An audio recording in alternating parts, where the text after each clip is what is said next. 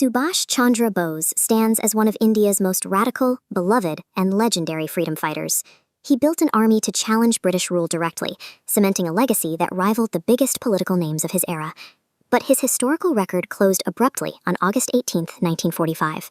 According to official reports, Bose perished in an overloaded bomber that crashed on a runway in Taiwan. The crash left a profound cultural vacuum.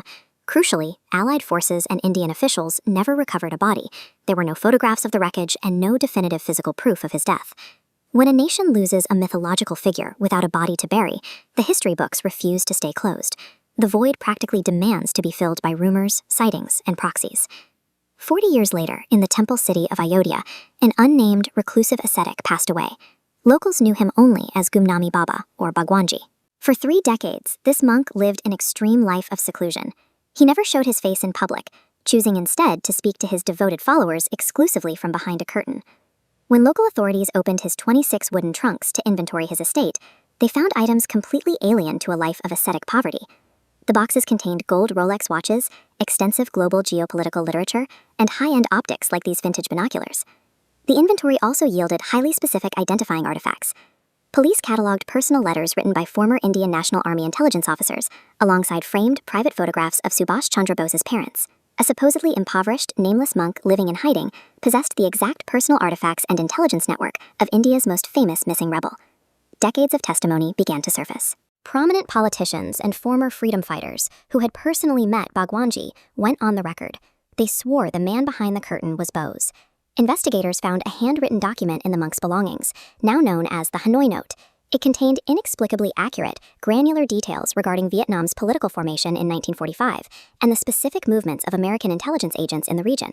His behavioral patterns align perfectly with the missing leader. Bhagwanji spoke with a distinct, commanding vocal authority, smoked expensive cigars, and conversed with a thick Bengali accent.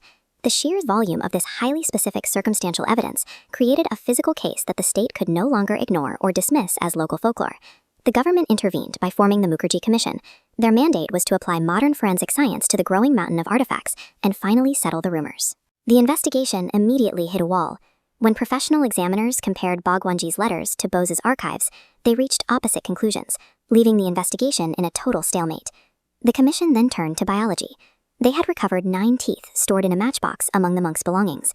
The samples were sent to the Central Forensic Science Lab in Kolkata for definitive DNA testing. The lab delivered their conclusion. The DNA from the teeth did not match the blood samples provided by Bose's family.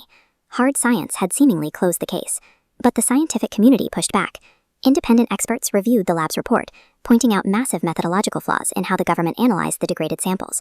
Researchers filed Right to Information Act requests to view the electropherograms, the raw charts used to read the genetic sequences.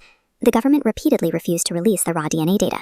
To block the release of the lab data, the government cited threats to state security, framing a standard medical test as a classified geopolitical secret. Then came the bombshell. Justice Mukherjee, the man who officially ruled that Bhagwanji was not Bose, was caught on a hot mic, admitted off the record that he was 100% sure the monk actually was Bose. State agencies suppressing scientific data is highly irregular. When the presiding judge actively contradicts his own official ruling behind closed doors, the institutional narrative fractures entirely. In 2016, following court orders, the Sahai Commission delivered a final verdict. Bhagwanji was officially deemed an incredibly intelligent, obsessive follower of Subhas Chandra Bose, but not the man himself. Despite multiple official commissions, lab reports, and state declarations, a massive segment of the public continues to reject the official findings. When governments doctor intelligence and hide raw data, the damage extends far beyond a single cold case.